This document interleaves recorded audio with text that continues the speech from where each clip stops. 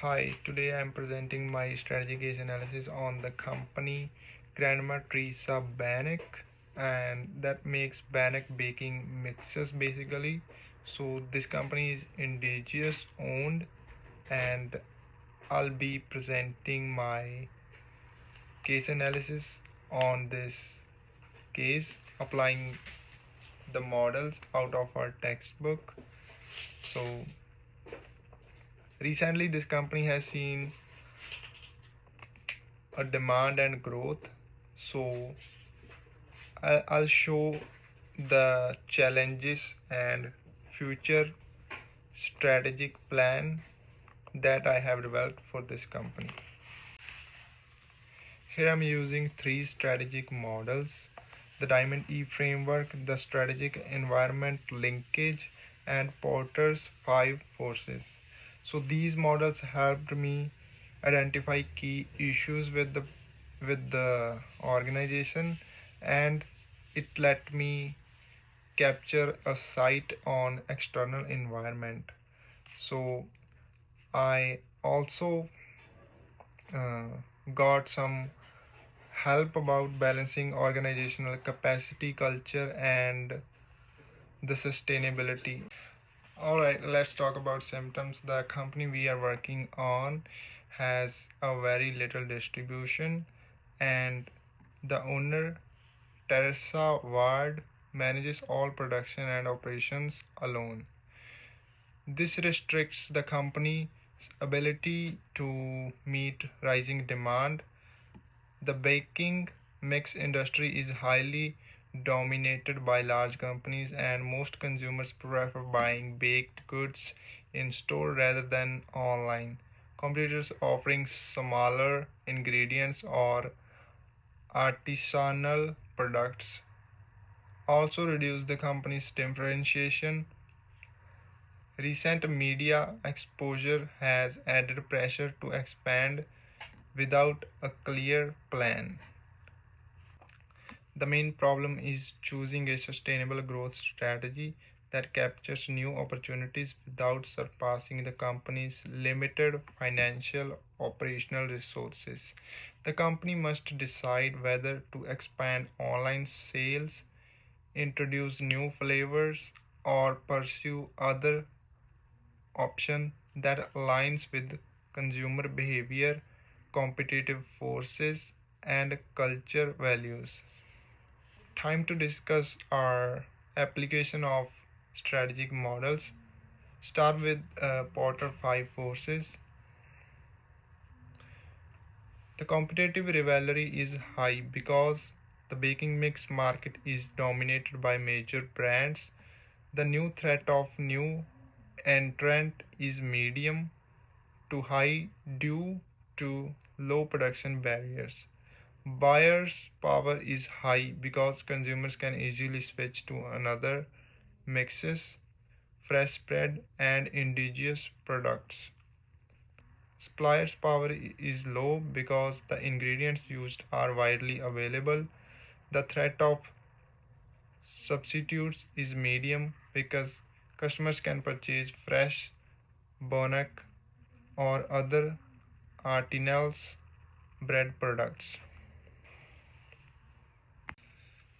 Moving to Diamond E framework, the environment is favorable because demand of artisanal and indigenous foods is growing. However, resources are limited because business is operated by one person and lacks automation.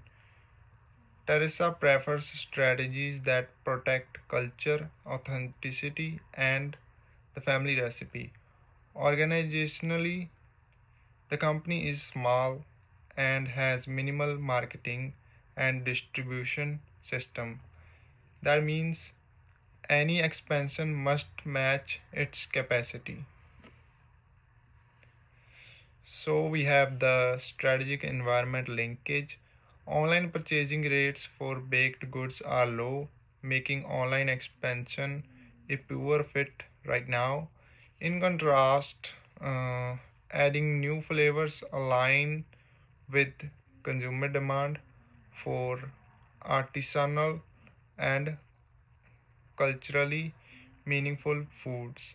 Expansion into the United States would require a distribution system and regulatory approvals that exceed the company's current capacity. Overall, flavor expansion is most appropriate strategy option given the environment. Time to evaluate the alternatives.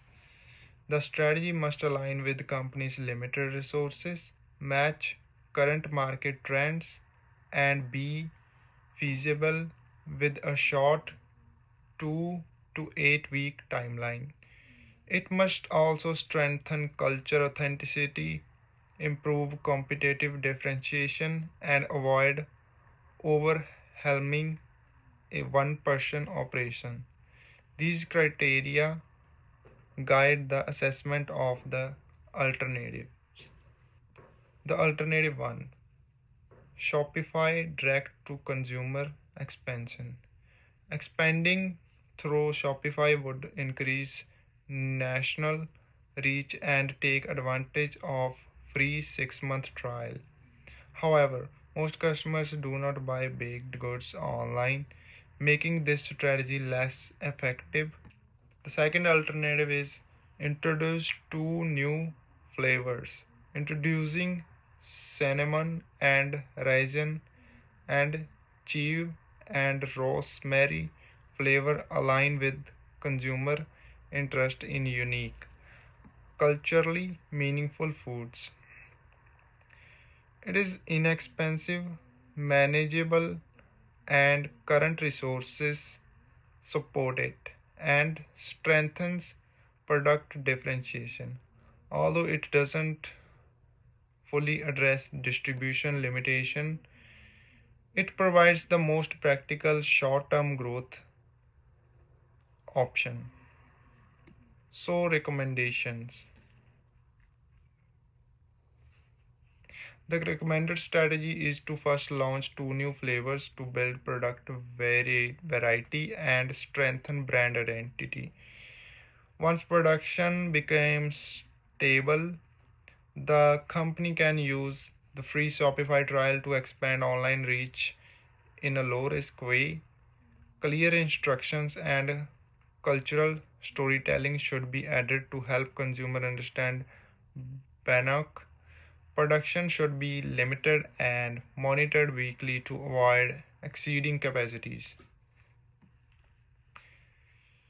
Here we have the action plan. Week so weeks 1 to 2 involve finalizing recipes, printing labels, producing small batches, and launching new flavors both in store and online. In month 2, Teresa and the part-time helper will set up a simple Shopify store, upload products, test shipping, and start a soft launch. During week 2 to 4, recipe cards, quick response codes, and short demonstrations video will educate consumers. Production limits will be reviewed weekly, and scaling will occur only when demand remains steady. So this is how I intended to apply the strategic models and the theories out of our text to solve and analyze the company situation. And thank you for watching this video. If you have questions, come to me, and I really want your recommendations to it. Thank you.